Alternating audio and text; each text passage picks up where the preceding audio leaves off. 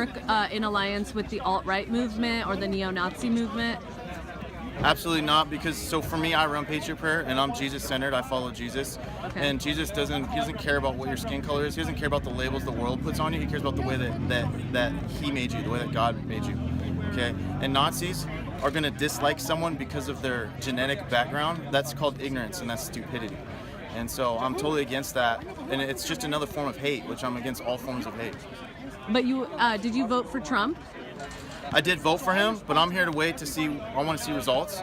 Okay. The next people ask me, do I support him? Do I support him? I was like, well, I'll tell you in 2020, because I don't worship politicians. I want to see results. Okay, I want to see more jobs. I want to see lower taxes, less regulations.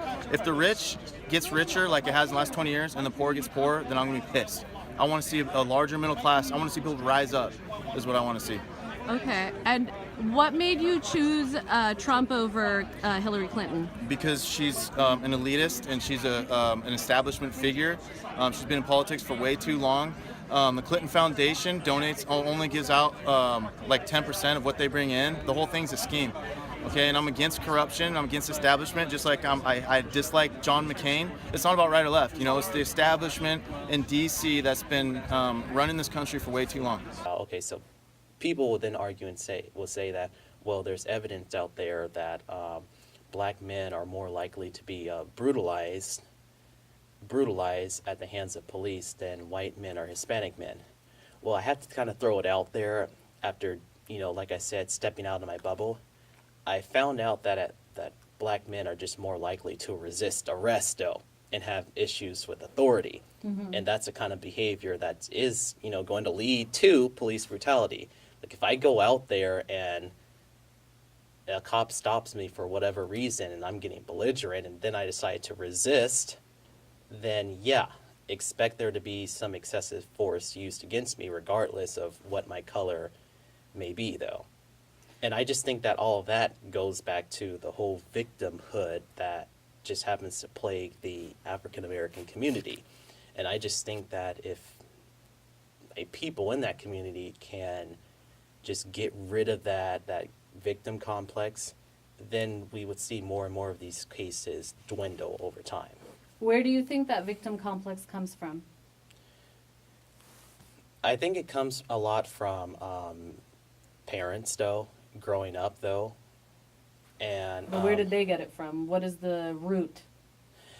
Okay, I think, honestly, that's kind of a complex, convoluted issue, so do you think slavery might have something to do with it? Okay, I think, now that you mentioned that, probably it does, because a lot of people are always talking about the legacy of slavery and how that may have a lot to do with the victimhood that you still see, nowadays. But if you think about it, it doesn't really make much sense to use the legacy of slavery as a justification for the victim complex, because even during slavery, the black family unit was really strong and cohesive. And even during the very beginning of the 20th century, black families even married at slightly higher rates than whites did. And there was no victimhood at all, though. And despite, surviving, generations of Jim Crow, there was still no victimhood. And even my great-grandfather, who ran like a successful body shop in the heart of the Jim Crow in Natchez, Mississippi, yeah, he was treated very poorly, though. And there was this one case where walks around his hometown and is like, I'm the guy that killed Trayvon. Yeah, you know me. He's famous for murdering a black kid. Yeah. And he's walking around freely. And when he was let off, were you still in Afghanistan? I don't remember if I was. I think maybe I was back. I just remember, I know I saw. Were you still in the military at that time? So that's what I don't remember, because I was there and then I got out. I actually got back in like September, October of 2012. My contract was up in December. So I don't remember if he got off before then or if it was after, but I do remember just seeing what happened, and then I remember hearing the rhetoric behind it. Like, even if he hadn't got off on it yet, he already started to feel like he had, because the money was raised for him. He got to like just disappear, and like I'm seeing like comments on news websites, on Facebook, family members of mine. Right.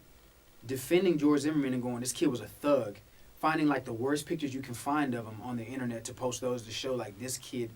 It really is a justification to go, look at these pictures. Look at what he did. He deserved to die. Like the world needed him gone. Like George Zimmerman did us a favor. And it was like, no, because I was that kid. Yeah. A part of the reason I left to go to the military is because I wasn't on a very good path. Right. A lot of my cousins know. Okay. But I also know how I did once I was given an opportunity. I also know how well I did once I was taken out of that environment. Right. It's not the person, it's the environment. Right. If you take somebody and put them in this environment where they have to defend themselves all the time, where they have to be more aggressive, to where their interactions with adults and with police and authority figures is always negative, they're always going to come off more aggressive and be like what? Why are you following me? Right. It's not because he was a bad kid. It's because you had somebody following him, harassing him. This dude had a gun. Yeah.